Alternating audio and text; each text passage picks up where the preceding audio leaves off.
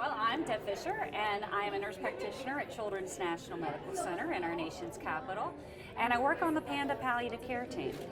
And PANDA used to stand for Pediatric Advanced Needs Assessment Team. Now it's mainly just the nice cuddly animal, and it's a buy-in for the families. It's so much easier to say PANDA than it is palliative. Yeah. So, PANDA, we're on the PANDA team. And one of the things I'm working on is a problem in pediatric palliative care is to provide community-based palliative care for the pediatric patient. And we have access problems. There's many times that those of us who've been working for so many years that we've heard the no, we don't take peds patients. Yeah. And that's what I'm trying to address. And I've recognized over the years that there's not been an increase in pediatric providers in the home, not even for pediatric home health. So we still have a challenge in that.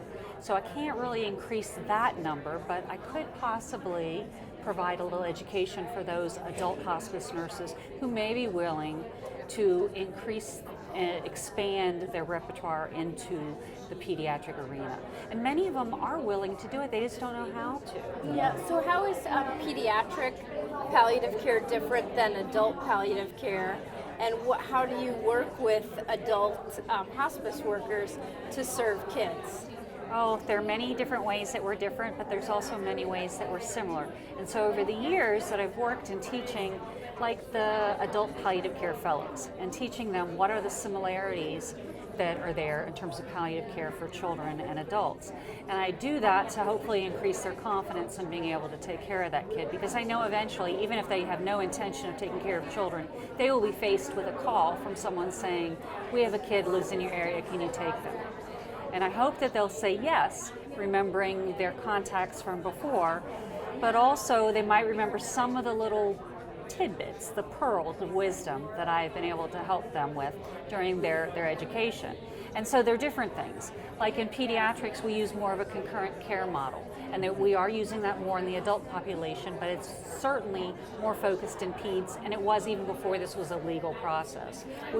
Can you say more about what concurrent care is? Yeah, well, concurrent care is that you can enroll in hospice and you can have all the beauty of all the different aspects that provides you, but you also can continue on your journey of hopefully having some kind of curative intent type of therapies, such as the child with a tumor.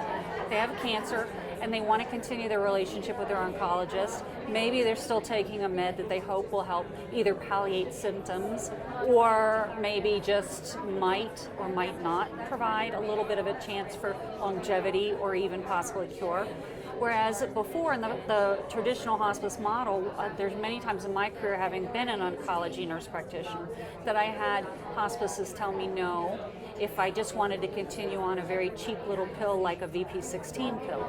So this is a whole different process, so the families don't have to choose. Yeah. And I feel like this process of including the hospice into the care team helps transition that family through either the uncertainty of what life is going to be like and what's going to happen, but it also helps with them with the anticipatory bereavement, and perhaps the acceptance of what's going to happen with their child if it is a bad outcome. I feel like concurrent care should be the norm Yes. for our healthcare system. Agreed. I think, goals of care, documenting goals of care should be a quality Yes. measure. Yes. And concurrent care should be the norm, so that people really have their whole person cared for Yeah. in terms of their social needs, their spiritual needs, their psychological needs, and their cure needs. Yes. I mean, they shouldn't have to choose one or the other, Right. Especially kids, right? Oh, most definitely. We found that in our population in the hospital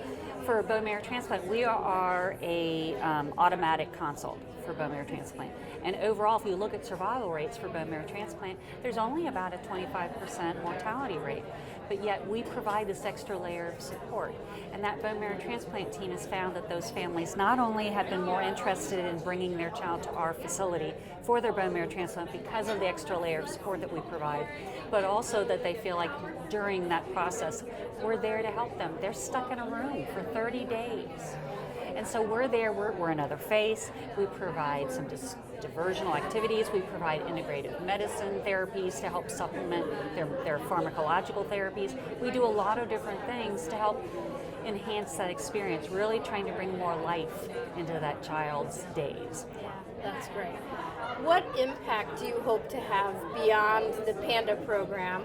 You know, if you think about this as a platform for broader leadership, where do you hope to go?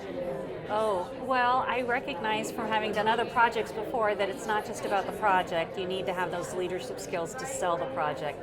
So my hope is, certainly the global aim of the project is to impact accessibility. I hope to be able to position myself in different reputable organizations such as the Hospice Palliative Nursing Association, where I can have an influence over varying projects along the way. And I don't have one position in mind. I want to be boots on the ground, involved in multiple different ways of influencing change.